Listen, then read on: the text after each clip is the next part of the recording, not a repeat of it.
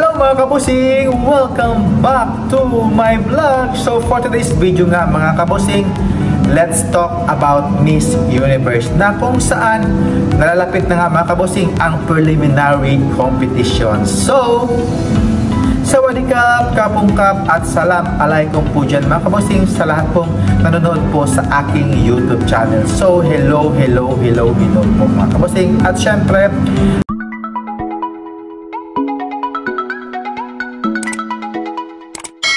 let's talk Miss Universe 2025 mga kabusing na kung saan yung preliminary competition is magaganap na nga ngayon mga kabusing ang kanilang preliminary competition at syempre yung kanyang national costume. So ano kaya ang isusuot ni Atisa Manalo sa kanyang national costume, evening gown at sa kanyang swimsuit mga kabusing. So are you happy guys? So ako mga kabusing, I'm so happy para may ipakita ni Atisa Manalo yung kanyang gigil talaga na nung pinakita niya nung last 2024 nung lumaba pa siya sa Miss Universe Philippines. So ngayon ipapakita yung galawan ni Atisa Manalo, yung gigil na gigil talaga, yung kanyang performance sa kanyang evening gown sa preliminary competition at yung kanyang swimsuit mga kabusing at yung kanyang national costume. So ano kaya yung details ng kanyang national costume? So ako mga kabusing, basta tuloy-tuloy lang mga kabusing at ilaban lang ni Atisa Manalo, huwag pakampante, todo bigay lang yan mga kabusing yung kanyang performance sa preliminary.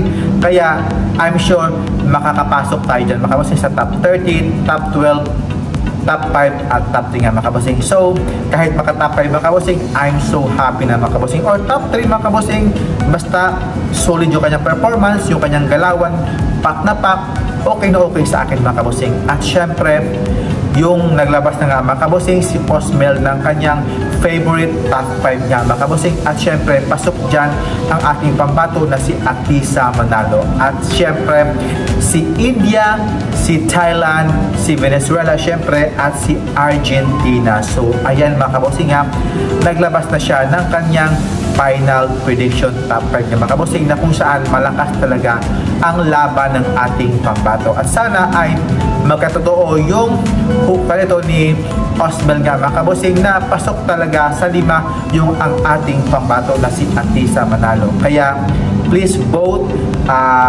likes mga kabusing sa mga photos at videos nga ni Atisa Manalo sa kanyang para mag number 1 siya sa mga votings nga mga kabusing sa People's Choice, sa Beyond Beauty, sa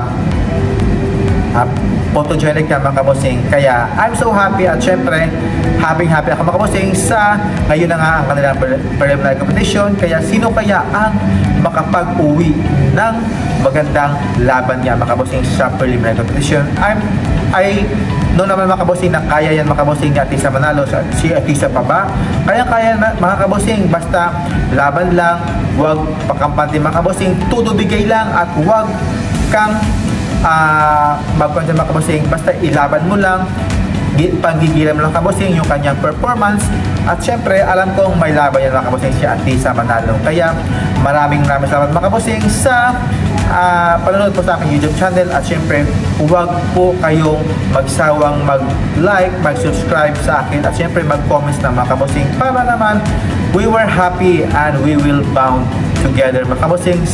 At syempre, yung finals night mga kabusing, this coming November 21 na nga mga kabusing. So, I'm so happy mga kabusing sa kanilang finals at I'm so glad na kung papasok man siya sa Manalo sa top 30, top 12, top 5, top 3 mga kabusing, wala akong sisisihin mga kabusing. Pero, I'm sure dyan mga kabusing na pasok yan mga kabusing si Atisa Manalo sa top mga kabusing, top 30, top 12, top 5, top 3 mga kabusing. Kahit runners up mga kabusing, I'm so happy na mga kabusing, basta ibigay lang ni Atisa Manalo yung kanyang 100% na galawan at yung kanyang presensya nga mga kabusing para ilaban ang Pilipinas dito sa Miss Universe 2025 at syempre makuha ang 5 corona nga mga kabusing ng ating Miss Universe. At syempre yung last natin is 2018 pa mga kabusing, so medyo matagal na mga kabusing. Kaya thank you for watching mga kabusing and see you in my next vlog. Keep safe po and kapungkap, syukran and have a nice day. God bless. Bye-bye and